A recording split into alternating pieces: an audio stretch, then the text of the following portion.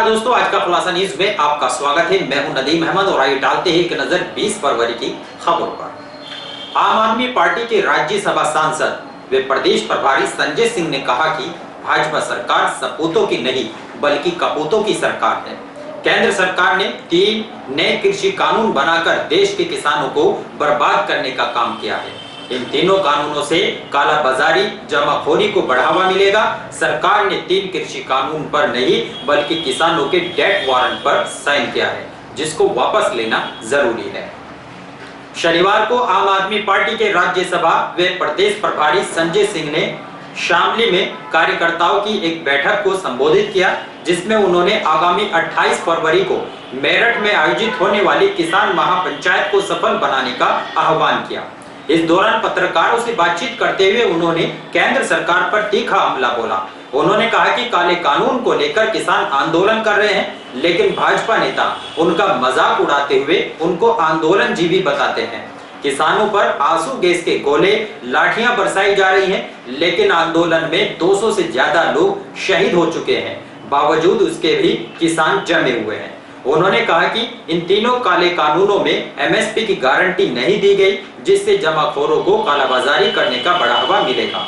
उन्होंने कहा कि केंद्र सरकार ने किसानों की मौत का वारंट जारी कर दिया है, जिससे बहुत ही जरूरी खत्म करना होगा। उन्होंने प्रधानमंत्री पर हमला करते हुए यह भी कहा कि देश के प्रधानमंत्री ने संसद में एमएसपी पर झूठ बोला है। देश की संपत्ति को बेचने का काम मोदी सरकार कर रही है। केंद्र में सपूतों की नहीं बल्कि कपूतों की सरकार चल रही है, जो देश की प्रॉपर्टी को बेचने का काम कर रही है। उन्होंने कहा कि भाजपा सरकार देश के हिंदुस्तानियों को जाति धर्म में उलझाकर राजनीति कर रही है। बजट पर बोलते हुए उन्होंने कहा कि केंद्र सरकार ने जो बजट पास किया है वह देश की जनता के लिए चिंता का विषय है, जिसमें डीजल और पेट्रोल के दाम आसमान छू रहे हैं और महंगाई लगातार आम जनता की कमर तोड़ने का काम कर रही है। उन्होंने पड़ोसी देशों का उदाहरण देते हुए कहा कि जहां पड़ोसी देशों में 50 से 60 रुपए तक लीटर पेट्रोल बिक रहा है, वही हमारे देश में 100 रुपए से अधिक कीमतों पर पेट्रोल के दाम पहुंच चुके हैं, जिसमें आम आदमी की कमर तोड़ने का काम किया जा रहा है। उन्होंने केंद्र सरकार पर आरोप लगाया कि भाजपा के सांसद किसानों पर लाठियां चलवा रहे हैं, लेकिन उनको निलंबित नहीं किया जाता। जबकि हमने बिल का विरोध किया तो मुझे निलंबित करते हुए संसद से बाहर निकाल दिया गया। इस अवसर पर जिलाध्यक्ष राजेंद्र पहलवान, सोनू कुमार, विनोद बालियान, वीरपाल उपाध्याय, रवि, सचिन मलिक, राम सिंह, सलीम अहमद आदि मौजूद रहे। डेथ वारंट में संशोधन नहीं होता, डेथ वारंट वापस लिया जाता है। ये तीनों काला कानून वापस होना चाहिए और इसीलिए हम लोग किसान आंदोलन के साथ हैं। 28 तारीख को दिल्ली के मुख्यमंत्री केजरीवाल जी मेरठ की क्रांति भूमि पर एक विशाल किसान महापंचायत को संबोधित करेंगे, जिसकी तैयारी के सिलसिले में मैंने सहारनपुर, मुजफ्फरनगर, मेरठ आदि की मीटिंग की है। आज अभी शामली आया हूँ, यहाँ से फिर बागपत जाऊँगा और कल से फिर ऐसे ही अलग अलग जिलों में दौरे हैं। जो बजट अभी इस बार देश का आया है वो हम सब के लिए एक बड़ी चेतावनी है। पेट्रोल 100 रुपये पार हो गया, डीजल का दाम आसमान छू रहा है। पड़ोसी देशों में, वो चाहे बांग्लादेश हो, नेपाल हो, श्रीलंका हो, पाकिस्तान हो, चाइना हो, वहाँ 50 से लेकर 70 रुपये पेट्रोल का दाम है। हिंदुस्तान जो कि खुद सप्लाई करता है श्रीलंका को, वहाँ पे 60 रुपये पेट्रोल का दाम है, लेकिन हिंदुस्तान में 100 रुपये पेट्रोल पार हो गया है। ये सरकार की गलत नीतियों के कारण हुआ है, सरकार की ध्वस्त अर्थव्यवस्था के कारण हुआ है। आज देश की अर्थव्यवस्था है, देश को बेचो और राज करो। 130 करोड़ हिंदुस्तानियों ने अपने श्रम, अपनी मेहनत, अपने परिश्रम, अपनी बौद्धिक क्षमता से जो सरकार की संपत्तियां बनाई थी, देश की संपत्तियां बनाई थी, मोदी जी उन संपत्तियों को बेचने का काम कर रहे हैं। वो लोग सपूत कहलाते हैं जो अपने पूर्वजों की संपत्ति को बढ़ाते हैं। वो लोग कपूत कहलाते हैं जो अपने पूर्वजों की संपत्ति को बेचते हैं। तो हिंदुस्तान में कपूत सरकार चल रही है जो देश को बेचने का काम कर रही है। रेल बेच रहे हैं, सेल बेच रहे हैं, कोल बेच रहे हैं, एयरपोर्ट बेच रहे हैं, पोर्ट बेच रहे हैं, सड़क बेच रहे हैं, बिजली बेच रहे हैं, पानी बेच रहे हैं, LIC बेच रहे हैं, बैंक बेच रहे हैं, BPCL बेच रहे हैं, पूरा हिंदुस्तान बेच रहे हैं। और इन सब के बावजूद हम लोगों को जाति धर्म के नशे में उलझा रखा है। असली जो बुनियादी मुद्दे हैं उस पर बात नहीं की जा रही है।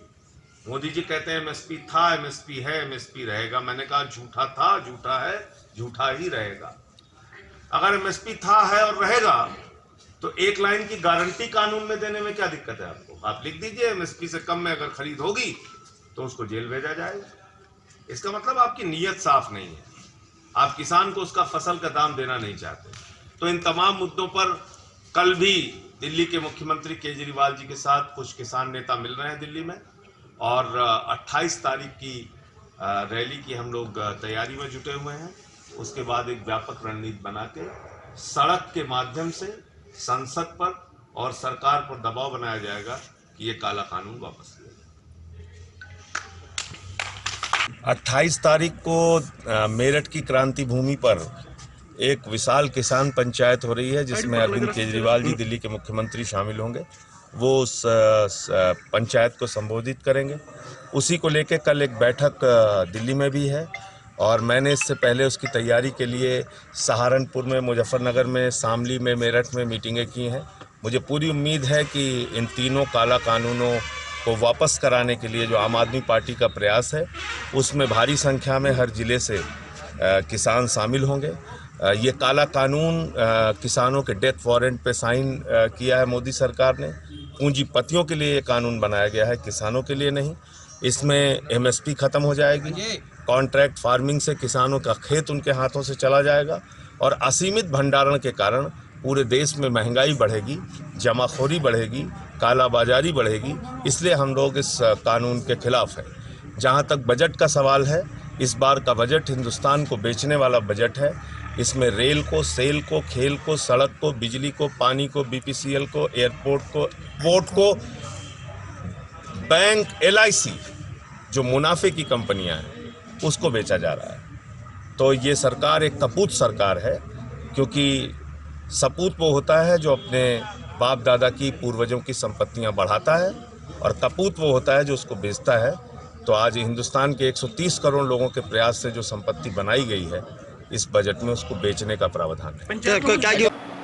आम आदमी पार्टी के राज्यसभा सांसद संजय सिंह ने कार्यकर्ताओं की बैठक आयोजित कर आगामी किसान पंचायत को सफल बनाए जाने का आह्वान किया। इस दौरान उत्तर प्रदेश के राज्य सरकार पर भी उन्होंने हमला करते हुए कहा कि उत्तर प्रदेश में भ्रष्टाचार व्याप्त है, आम आदमी की कोई सुनने वाला नहीं है, यहाँ पर लोगों को डराकर राजनीति की जा रही है। और इन्हीं खबरों के साथ समाचार बुलेटिन यही समाप्त है। दीजिए इजाजत, नमस्कार।